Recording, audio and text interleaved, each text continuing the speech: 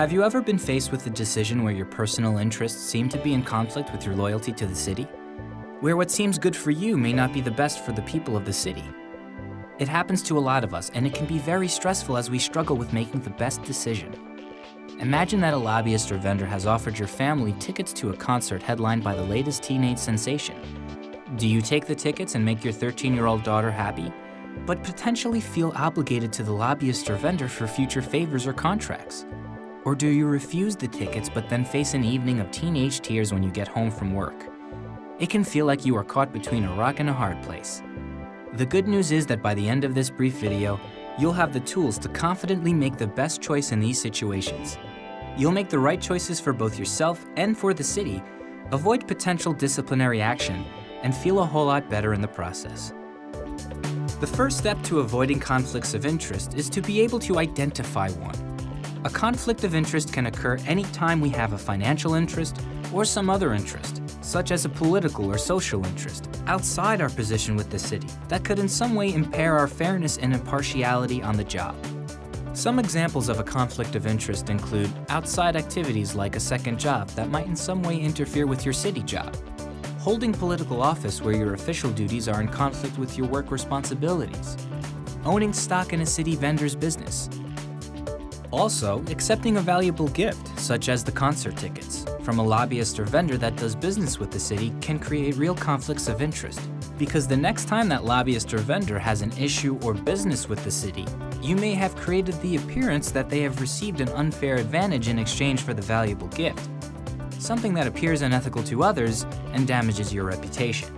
Also, since you feel obligated to the lobbyist or vendor, you may not make the best decision for the city in the future. Why is this so important? Because people expect their government to be fair to all of its citizens. When they see a contract being given to someone in a case where fairness is compromised by a conflict of interest, they lose trust in their government. So by now you should have the information you need to identify a conflict. What's next? Well, you have to disclose the conflict.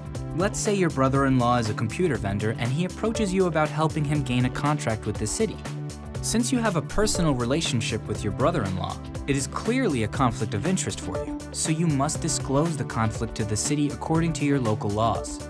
Most cities have a mechanism for disclosing such things, either a disclosure form or at the very least a policy that specifies that we need to go to our managers or go to the legal department with that information.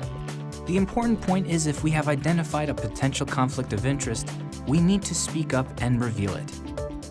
Once we've disclosed the conflict to the city, we need to recuse ourselves from any further business dealings related to that conflict. What that means is that although your brother-in-law may be free to pursue a contract with the city, you must remove yourself from the decision-making process. You can't have any part in deciding whether to give your brother-in-law the work or in writing his contract. In summary, avoiding conflicts of interest means that you need to identify the conflict, you need to disclose the conflict, and you need to recuse yourself from any possible connection with that conflict.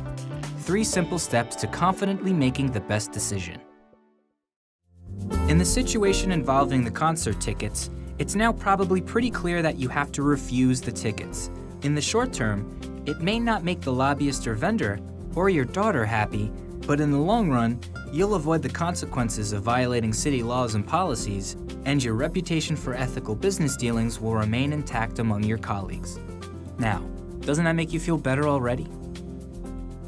If you have any questions about conflicts of interest or other compliance issues, please contact the city's ethics office or your supervisor. They want to help.